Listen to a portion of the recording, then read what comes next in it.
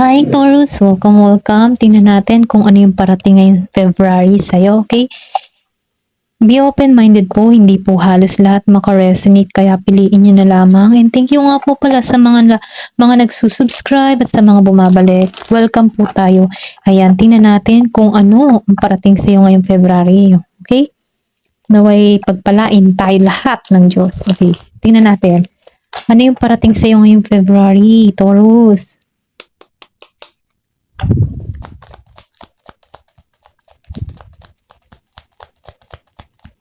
Ayan. Wow, Queen of Wands. Okay, meron ditong Queen of Wands of Pride. Meron ka ditong minamanifest. Okay, ito na yung nakikita ko. Sinusunod mo yung intuition mo. Meron ka ditong hinihiling or pwede rin sabihin na meron kang ginagawang ritual, mga ganun. Yung iba sa inyo ha. Then, meron ditong Year of the Snake.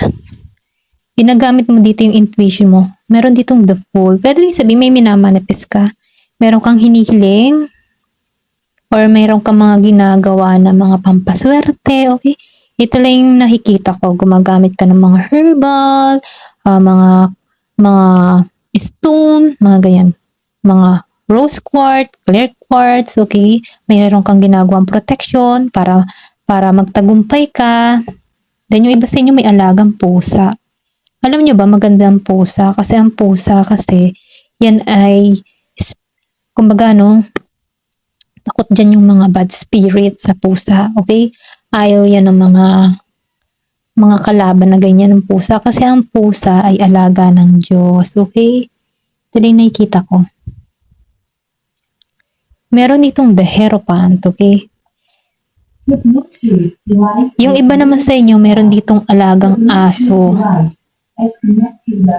Ayan, pasensya na ha kung may narinig kayong tunog. Meron ka ditong alagang aso, yung iba sa inyo, okay? Nakikita ko dito, no, na meron ka ditong pinag-aaralan. Meron kang pinaplano, okay? Sinusunod mo yung intuition mo. Meron kang hinihiling minamanifest. Gusto mo mabalanse. Yung iba sa inyo malakas ang spiritual or sabihin natin, aware ka sa spiritual. Meron kang alam, okay? May alam ka for spiritual. Give me more information. Ito na yung nakikita ko. Hindi halos lahat ha. Aware kasi spiritual, sinusunod mo yung inner voice mo, intuition mo, malakas yung iyong manifest, ganyan. Then, meron ka mga ginagawang mga protection or pwede rin sabihin na meron kang ginagawang ritual for protection, pampaswerte, mga ganun ba? Ito na yung nakikita ko. Meron ditong strength, okay? Give me more information. Then, nakikita ko din dito, no, yung iba sa inyo, merong pag-alis. Okay. Give me more information. May travel. Kung ikaw man yung may apply travel, pwede rin sabihin, minamanifest mo yung pag-apply mo ng travel dito. Ayan. Seven of Pentacles. Then, the Wheel of Fortune. Okay. Ayan. Ito na yung nakikita ko. Ayan, meron ka dito parating na blessing. Okay? Ito na yung nakikita ko. Kasi dito sa Temperance, alam mo yung tipo na binabalanse mo yung iyong sitwasyon. Ngayong February, tamang balance lang yung iyong energy dito. No? Nakikita ko dito na humahanap ka ng mga symbols or pwede rin sabihin na meron kang hinihiling dito. Okay? Then, meron kang mga pinaplano. Okay? Meron kang binivision dito. Meron ako nakikitang W or pwede rin sabihin meron ka ditong person na Aries, Leo, Sagittarius, and Gemini, Aquarius, and Libra. Yung iba sa inyo, no? Pero ganun pa man, ano, nakikita ko dito na gusto mong maging malaya sa sitwasyon, okay? Pwede rin sabihin meron kang nakaraan in the past na kung saan, ano, nahihirapan ka sa sitwasyon na kung saan tinutulungan mo yung sarili mo na mabalance, okay? Then, nakikita ko rin dito, no? Yung iba sa inyo nahanap ng sign, okay? Kung sino or kung ano, kung kailan or kung paano na alam yung tipo na nahingi ka ng sign kung sino yung parating sa buhay mo, kung kailan, kung paano, yung mga ganun ba, okay? Ito rin nakikita ko. Then, Nakikitaan ko rin dito, no? Yung iba naman sa inyo, okay, meron kayong pinaplano para sa person nyo, okay? Gusto mo magkaroon ng balanse, yung sitwasyon nyo, gusto mo ng tagumpay sa connection na to. Then, na-feel ko din dito yung travel. Pwede rin sabihin, no, may distance, okay? May distance kayo. Pero ganun pa man, nakikitaan ko dito yung Wheel of Fortune. Meron ditong magandang kapalaran. Then, na-feel ko din dito yung iba sa inyo nakadiling sa person na Year of the Snake. Okay, meron kang person dito na Year of the Snake. Okay, ito lang yung nafe-feel ko. Pero ganun pa man, nakikitaan ko dito na pinag-iisipan mo to. Itong person mo, nag-iisip ka dito. Kumbaga, dito sa Eight of Swords, meron ditong nababalisa, hindi makatulog, or pwede rin sabihin, iniisip mo yung person mo, o pwede rin sabihin person mo to. Gemini, Aquarius, and Libra. Nababalisa, hindi makatulog, gusto na makawala sa sitwasyon, gustong makalaya. Pero ganun pa man, ikaw yung susi dito, or pwede rin sabihin, no, vice versa. Ito yung susi para sa'yo.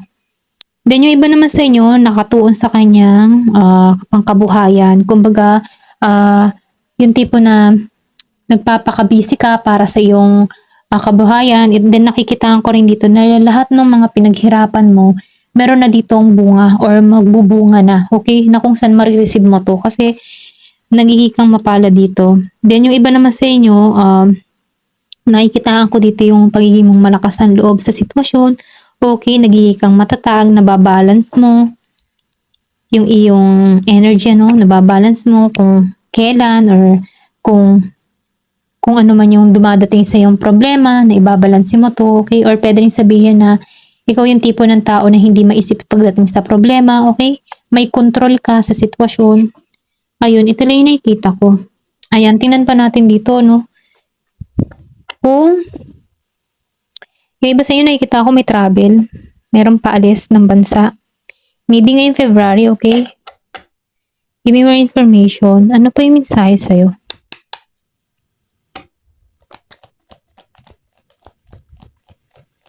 O pwede rin sabihin na, no, malakas ang attract mo sa isang tao na kakaiba or sabihin natin na may pagka-spiritual. Ito na yung nakikita ko. Yung iba sa inyo, maybe nakadiling ka sa person na may pagka-spiritual or something na malakas yung intuition. Okay? Ito na yung nakikita ko. May mga suot siya, mga quartz, mga ganun. Give me more information. Or pwede rin sabihin energy mo to, si Queen of Wands. Meron kang birth chart meron ka sa birth chart mo na Aries, Leo, Sagittarius. Okay? Give me more information. Diamond. Wow. Okay? So, nakikita ko, no, meron ka dito marireceive na diamond or kung ikaw man ay lalaki, ano, meron kang pagbibigyan ng diamond or meron kang riregaluhan, ano. Okay, ito lang nakikita ko. Meron dito makaka-receive or ikaw yung magbibigay dito ng diamond. Give me more information. Or sabihin natin precious gift. Kung hindi diamond, precious gift. Mahalaga para sa iyong regalong ito na pagbibigyan mo. Or sabihin natin meron dito magbibigay sa iyo na mahalagang regalo. Give me more information. Teen. So, yung iba sa inyo, no, meron ditong new job, new career, or pwede rin sabihin, nagpaplano ka dito ng panibagong trabaho, panibagong karera. Wow, both. Money is coming to your hands, to your way, okay? Ayan. Barok-barok ang English natin eh, pasensya na. So, nakikitaan ko dito, no, na may swerteng parating sa'yo dito ngayon, itong both, okay? May hatid kang swerte or pwede rin sabihin na malakas kang kumita, okay? Yung iba sa inyo magmamana dito eh. Meron ditong mamanahin or meron ditong mananalo. Okay? Kumbaga, no? Feeling jackpot ka dito. Yung ganun yung energy mo. Jackpot. Ayan. Kasi meron kang marireceive dito eh na mahalaga, precious. So, pwedeng may magbigay sa'yo dito ng pamana or meron ditong uulanin ng swerte. Okay? Ito lang yung nakikita ko. Napakaswerte. Give me more information.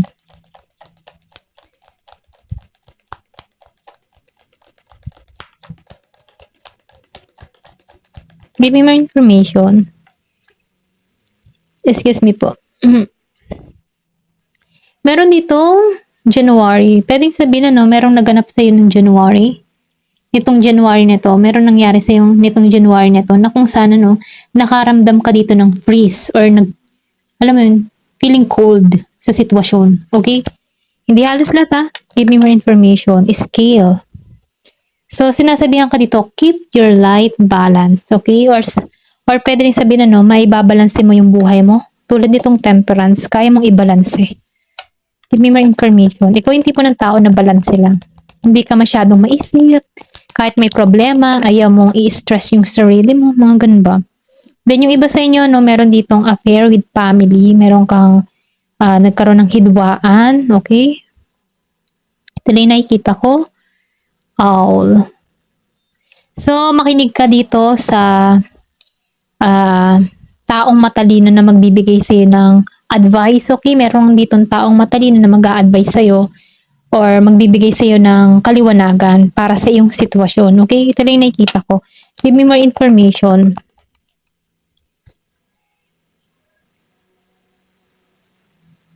So, dito sa needle and thread, meron ka ditong hiling na matutupad. Di ba kagaling? Kaganda-ganda. Give me more information. Meron ka ditong hiling na matutupad. Ano kaya ito? Then yung iba sa inyo, no, kahit medyo kinakapos, nakakaraos. Ayan. So, mag-ingat ka din dito, no? Meron ditong tao na chismosa na ikaw ay ikukwento, yung, kung meron ka man napagsabihan ng yung mga sikreto. Meron ditong tao na traidor. Hindi totoo sa'yo. Hindi mo pagkakatiwalaan. Kung meron ka man napagsabihan ng iyong mga sikreto, binubulgar ng tao na to. Okay, meron ditong tao. Then yung iba sa inyo, no, parang nagkaroon kayo ng kabiguan sa buhay. Hindi halos lahat ha, nakaranas ka ng kabiguan sa buhay. Pero ganun pa man ano, yan ay pagsubok lang. Pero bandang huli ano, nakikitaan ko dito na susurtehin ka. Maniwala at manalig ka lang. Then yung iba sa inyo nakadiling kay Aries, matigas ang ulo. Okay? Meron kang person na matigas ang ulo, agresibo, ganyan. Hindi nag-iisip. So, nakikita ko rin dito no, sa historic, meron ditong new opportunity, new business na parating sa buhay mo. Then, meron din dito magbubuntis. Oh, meron ka palang spiritual love dito eh. Ito na yung nakikita ko. Kumbaga, no, malalim na connection. Meron kang nakadil ka dito sa malalim na connection. Kung nakaka-experience ka na tipo na kahit wala na kayong connection ng tao nito pero nararamdaman mo pa rin yung presensya niya. Ibig sabihin meron kayo ditong soul connection na meron kayong spiritual love nitong tao na to. Kaya hindi to mawala-wala sa isipan mo. Okay? Give me more information para kayong nakakonect. Kahit hindi kayo nagsasama sa bawat isa, yung spiritual ang yung parang hindi man kayo nagkakasama physical ano, yung spiritual nyo ay talagang nandoon, nagmamahalan pa rin kayo. Okay? Give me more information. Ramdam ka ng person mo. Kung ikaw man, or pwede rin sabihin kung nasa LDR situation ka, malayo kayo sa isa't isa, andun yung bond, okay? Kumbaga, kahit malayo kayo sa isa't isa, mahal nyo pa rin, okay? Walang makakapigil sa inyong dalawa. Kasi meron kayong spiritual love. Meron ditong mountain road. You are on the road of success, okay? Andun ka sa sapat ng tagumpay, okay? So, nakikita ko dito, meron ka ditong totoong kaibigan. Okay? Mahilig sa aso.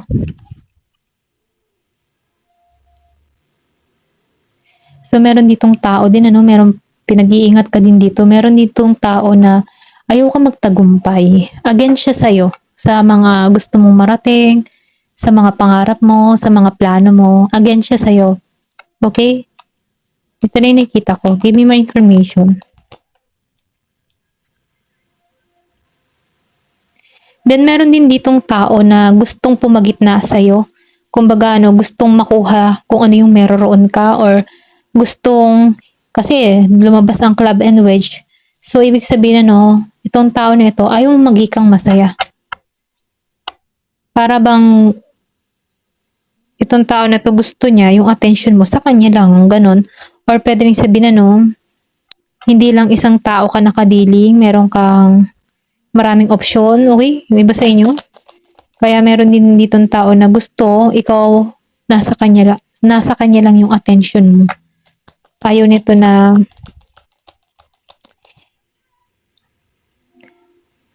ayun, ito lang nakikita ko. Give me more information. Or pwede rin sabihin na yung kanina yung sinabi ko, ayaw nito na against siya sa mga plano mo. Ayun. Meron ditong December. Merong naganap sa inyo nitong December. Okay? Or pwede rin sabihin na meron kang mangyayari ngayong December or nung last December merong naganap o na nagpapaalala sa'yo dito sa babae na to. Okay? Ito rin nakikita ko. Meron ditong babae. Give me more information.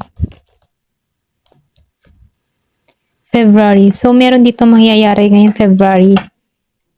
Meron ka ditong mamimiss. Okay, obstacles overcome. Kumbaga, no, napagtagumpayan mo yung mga hadlang sa buhay mo. Then, meron ka ditong short journey na kung saan malapit mo ng masakatuparan kung ano man yung mga pangarap mo. Ito lang yung nakikita ko. Meron ditong Year of the Horse, Year of the Snake,